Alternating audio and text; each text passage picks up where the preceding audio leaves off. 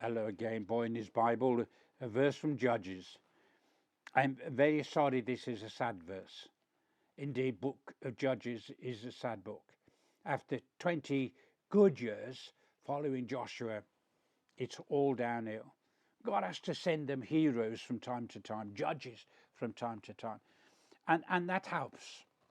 The judges are in themselves a mixed group of people. They've got their weaknesses. Some of them are of it, but in terms of trying to bring people back to God or defeating the enemy, sometimes only defeating the enemy, like Samson.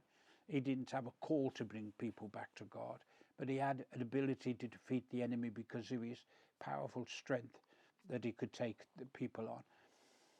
We have this verse. In those days, Israel had no king. Everyone did as he saw fit. One of the truths of the Christian is free. We guard our freedom, and rightly so. Whether we're in a group or denomination, we guard our individual freedom in both in our thinking and our feeling and in our understanding. And if we need help in terms of understanding the Bible, we gravitate to those people who have a love for the Bible and themselves know the freedom. But what happens when we have a freedom that rules out God? And that's what he says here when they had no king.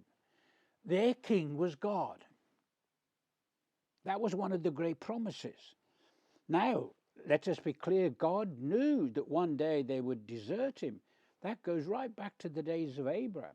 You will find a verse in the books of Abraham in one of his visions that he was told that they would not be under the kingship of God himself, but they'd have to be under the kingship of men, and these men must be people who didn't have horses or wives or wealth. They should be genuinely humble shepherds and act like the king of God who God is. But here was a people who didn't have God as their king, and they went for the kings of the earth. Within themselves, of course, Jewish kings, but kings of the earth. And we're going to see that later. In those days, they did that which was right in their own eyes because they stopped having the king. When you come to your New Testament in Jesus, one of the clearest things is not only has God's kingdom come and is now here, working in the world, the biggest kingdom of all the kingdoms of the world and the oldest, because it reaches back into the Old Testament.